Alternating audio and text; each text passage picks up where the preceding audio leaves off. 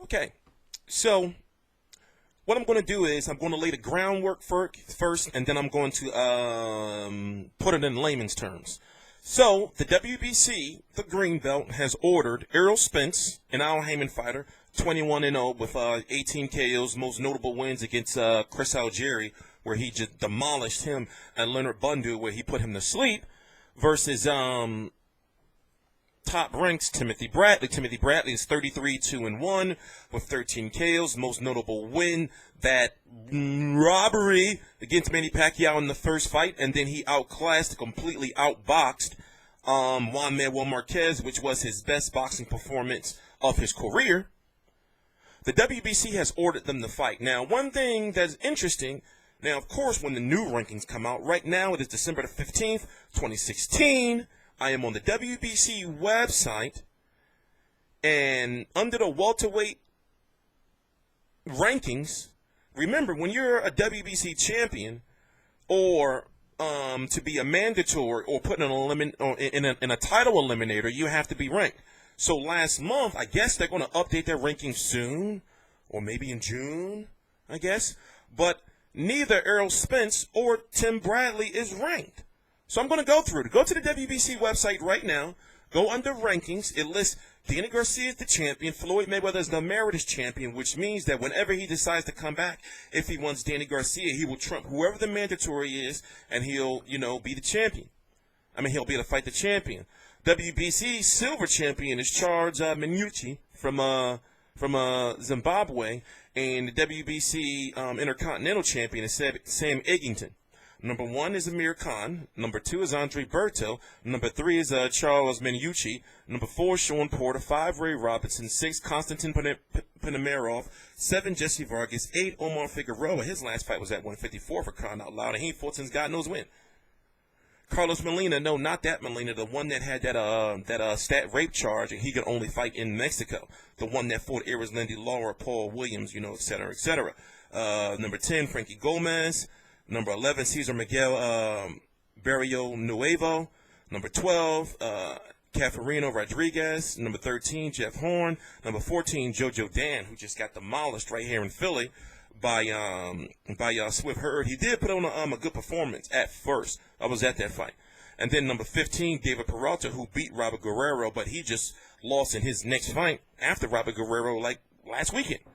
So, as you can see, Errol Spence is not ranked. Timothy Bradley is not ranked, but yet the WBC ordered them to fight. Now, let me break it down for you in layman's terms. Okay. The WBC, right? Mauricio Suleiman, the president of the WBC, says Timothy Bradley and Errol Spence have to fight. The advisor of Errol Spence, Al Haymon, thank you, Al Haymon, and Bob Arum, the promoter of Top Rank, you think that they're like, oh, damn. Well, Bob, or Al, the WBC said they got to fight. So I guess they got to fight. What kind of sense does that make, right, for Errol Spence, who is the IBF number 1 contender, right, to fight in a fight to become another number 1 contender in a fight in which he could lose his mandatory spot for the IBF? It makes no sense whatsoever for him. What's a bigger money fight, Timothy Bradley here in the States, or Kell Brook overseas in the UK? Sky Sports box office, pay-per-view. So, heavyweight Joseph Parker was in the same situation where the WBO said, no, not the WBO, the IBF said, okay, you're the mandatory for Anthony Joshua. And the IBF is the most strict of all the boxing organizations, said we're going to order a purse bid eventually. He was already going to fight Joseph Parker in the same spot that Eric Molina had. But not to get, too far ahead, the point I'm trying to make is Joseph Parker was the WBO mandatory and the IBF mandatory. He chose to go the WBO route because Tyson Fury vacated his belt. The point I'm trying to make is people are acting like this is like really, really big news. Yo, this is not big news.